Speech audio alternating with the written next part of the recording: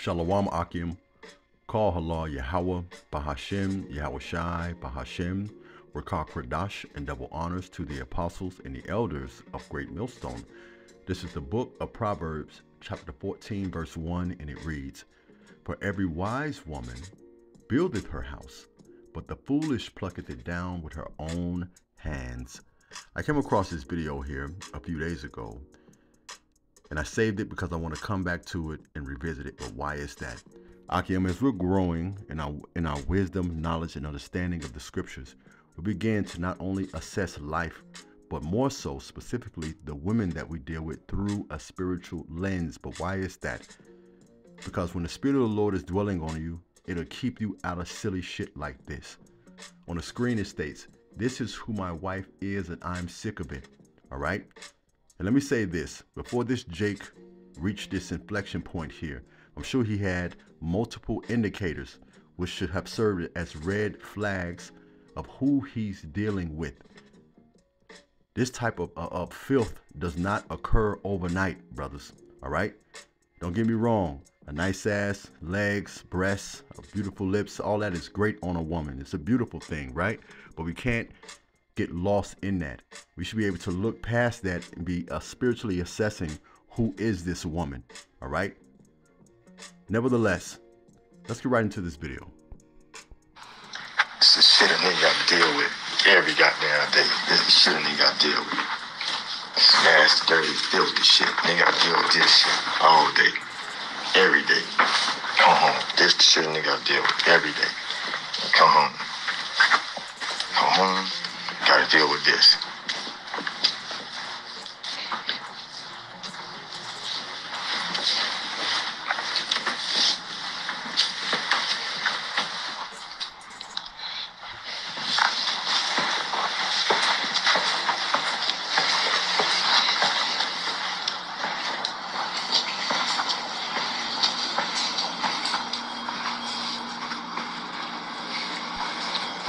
I'm gonna say this too, Akim.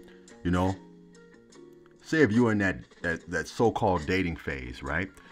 And you show up at the woman's house once or twice and her house is in this condition, and you see it this way. This woman has a legion. She has a host of demons on her. All right? If I was you, I would just block her number and keep it moving. Don't even give her an explanation, brothers. All right? Let's keep moving. Fuck a nigga I deal with every goddamn day. I say something, it's an argument. I can't say nothing. I say something, it's a fucking argument.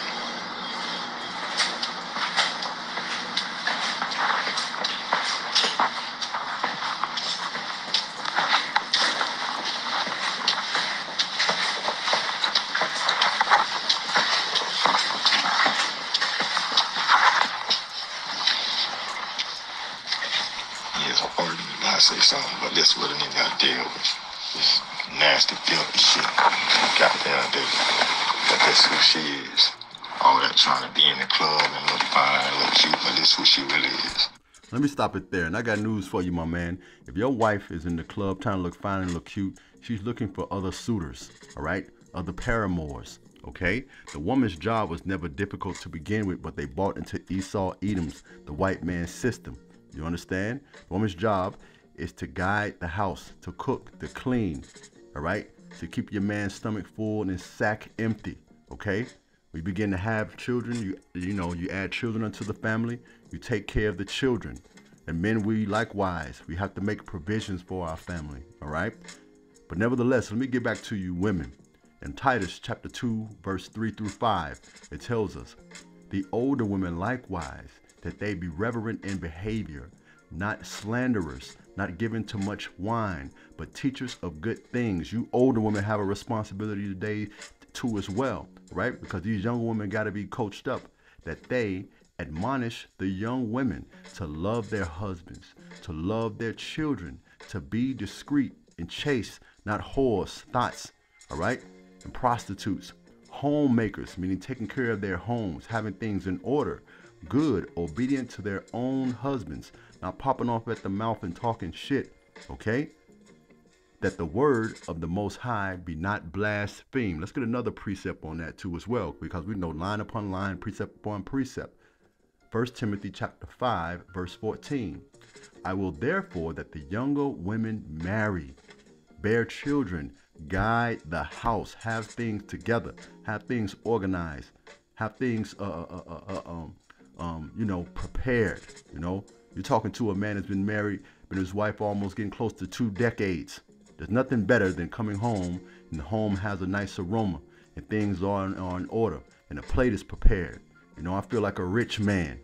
Let me read that again from the top. I will therefore that the younger women marry, bear children, guide the house, give none occasion to the adversary to speak reproachfully. And this man, he's speaking reproachfully. Ecclesiasticus chapter 26 verse 16. As the sun when it ariseth in the high heavens, so is the beauty of a good wife in the ordering of her house. It's a beautiful thing. Read that again. So is the beauty of a good wife in the ordering of her house. You should take pleasure in these things, that your house is together. It has that woman or that feminine touch. All right. Let me come out of this here. Let's go to the book of Sirach. Sirach chapter 25 verse 16 on down. And I won't read all of this. I'll just give a few precepts. It tells us this: I'd rather dwell with a lion and a dragon than to keep house with a wicked woman. We just saw why. The wickedness of a woman changes her face and darkeneth her countenance like sackcloth. Her husband, which is what this man is going through right now, her husband shall sit among his neighbors, and when he heareth it, shall sigh bitterly. Except this man is sighing on the internet about the condition of his house. Not only that, the mind state of his wife. All wickedness, but it's little wickedness to the wickedness of a woman. Let the portion of a sinner fall upon her. Let me come out of this very quickly, because we know the Christian church, they like to use Proverbs 31. But let's dive into Proverbs 31 just for a moment here. All right.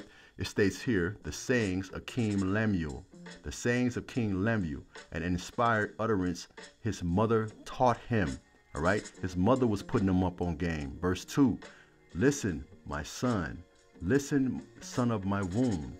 Listen, son, the answer to my prayers. Do not spend your strength on women, your vigor on those who ruin kings. And this came from his mother, Akim. Okay? All right? You have to understand these things. You have to assess life and women using discernment. All right? Let me jump down a bit. All right? It states, the wife of noble character. A wife of noble character, who can find? We all know, as the next scripture tells us, she is far above rubies. Do they exist on the earth? Absolutely. They're known as the elect women, because we know by way of reincarnation they're back in the flesh, but they are few and far in between. But we have to have that spiritual discernment on us, so we can, the Spirit of the Lord is dealing with us, so we can know, okay, yes to this one, no to that one, to speak plainly. Verse 11, her husband has full confidence in her and lacks nothing of value. She brings him good, not harm, all the days of her life. Look how busy this woman is. But this is regarding her household and not some corporate job. She selects wool and flax, and her works with eager hands, Salakia, and works with eager hands. She is like the merchants of the sea, bringing her food from afar. She gets up while it is still night. She provides food for her family and portions for her female servants. She considers a field and buys it out of her own earnings. She plants a vineyard.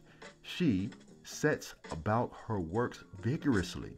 Her arms are strong for her task. She sees her trading is profitable, and her lamp does not go out at night. In her hand she holds the distaff and grasps the spindle with her fingers. She opens her arms to the poor and extends her hand to the needy.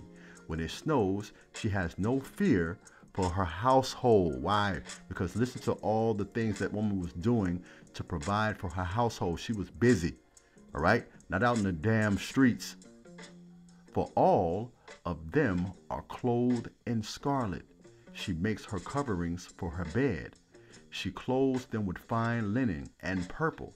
Her husband is respected at the city gates, where he takes his seat among the elders of the land. She makes linen garments and sells them, and supplies the merchants with sashes. She is clothed with strength and dignity. She can laugh at the days to come. She speaks with wisdom, and faithful instruction is on her tongue. She watches over the affairs of her household, and does not eat the bread of idleness.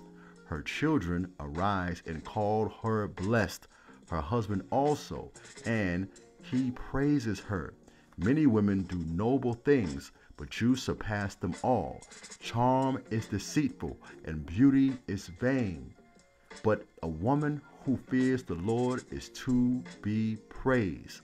Honor her for all that her hands have done, and let her works bring her praise at the city gate. Call Halal Yahweh Bahashem Yahweh Shai. Shalom.